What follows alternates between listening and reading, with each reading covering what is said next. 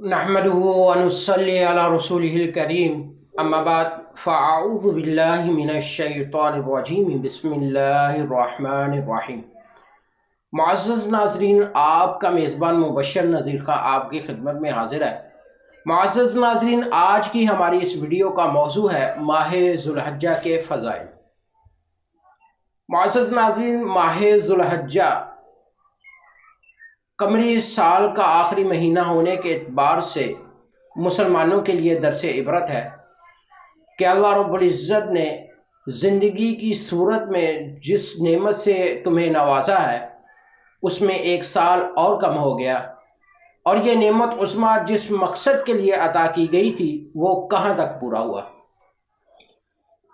ماہ ذو الحجہ اس اعتبار سے انسان کو اس کی غفلت سے بیدار کرنے والا بھی ہے، اور اللہ رب العزت نے جس طرح سال کے 12 مہینوں میں سے رمضان المبارک کو اور پھر رمضان المبارک کے 3 عشروں میں سے آخری عشرے کو جو فضیلت بخشی ہے، بعینہ ہی ماہ ذو الحجہ کے 3 عشروں میں سے پہلے عشرے کو بھی خاص فضیلت سے نوازا گیا ہے، اور اللہ رب العزت نے ماہ ذو الحجہ کو حرمت، عظمت، برکت اور فضیلت والا مہینہ بنایا ہے۔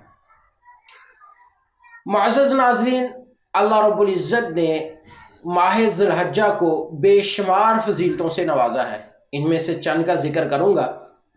نمبر 1، پہلی فضیلت، ماہ ذو الحجہ کا شمار ان 4 مہینوں میں ہوتا ہے کہ جن کو حرمت والے مہینے کہا جاتا ہے۔ وہ مہینے کون سے ہیں؟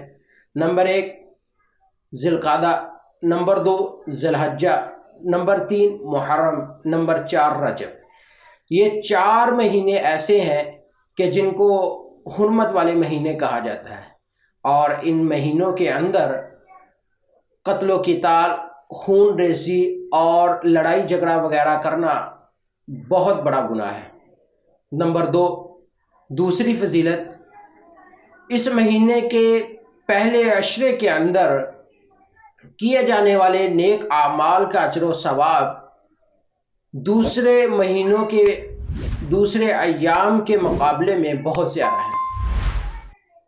نمبر 3، تیسری فضیلت، اس مہینے کو یہ فضیلت بھی حاصل ہے کہ یہ دین اسلام کے 5ویں اہم ترین رکن حج کی ادائیگی کا مہینہ ہے۔ نمبر 4، چوتھی فضیلت، اس مہینے کے مخصوص ایام مراد 9 ذی الحجہ کی فجر سے 13 ذی الحجہ کی عصر تک ہر فرض نماز کے بعد تکبیرات تشریق کہی جاتی ہیں۔ تکبیرات تشریق کون سی ہیں؟ تکبیرات تشریق یہ ہیں: اللہ اکبر، اللہ اکبر، لا الہ الا اللہ، واللہ اکبر، اللہ اکبر وللہ الحمد۔ نمبر 5، پانچویں فضیلت، ماہ ذو الحجہ کے پہلے عشرے میں مراد پہلے 9 دن ہے میں رکھے جانے والے روزوں کا بہت زیادہ اجر و ثواب ہے، یہاں تک کہ اس کے ایک دن کا روزہ سال بھر کے روزوں کے برابر ہے، اور اس کی رات میں کی جانے والی عبادت لیلۃ القدر کی رات کی عبادت کے برابر ہے۔ نمبر 6، چھٹی فضیلت، اس مہینے کے اندر اللہ رب العزت نے دین اسلام کو مکمل کیا اور اپنی نعمت کو پورا فرمایا، جیسا کہ قرآن مجید فرقان حمید میں اللہ رب العزت نے ارشاد فرمایا: الیوم اکملت لکم دینکم واتممت علیکم نعمتی ورضیت لکم الاسلام دینا۔ یہ آیت ذو الحجہ کی 9ویں تاریخ یوم عرفہ کے دن مقام عرفات میں نازل ہوئی تھی۔ نمبر 7، ساتویں فضیلت، اس مہینے کی 9ویں تاریخ یوم عرفہ کا روزہ ہے کہ جس کا احادیث مبارکہ میں بہت زیادہ اجر و ثواب آیا ہے۔ نمبر 8، آٹھویں فضیلت، اس مہینے کی 9ویں تاریخ یعنی یوم عرفہ کے دن اللہ رب العزت لوگوں کو اکثر جہنم سے آزاد فرماتے ہیں۔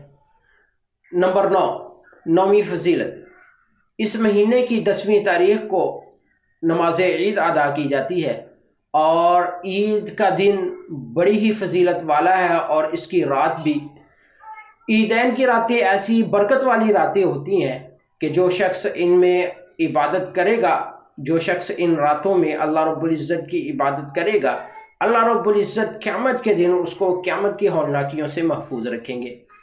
نمبر 10، 10ویں فضیلت۔